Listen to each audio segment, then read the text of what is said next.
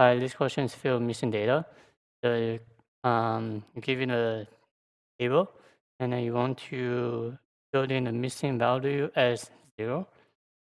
So here's an example. So this is num, right? So basically you want to convert num to 0. So that's it.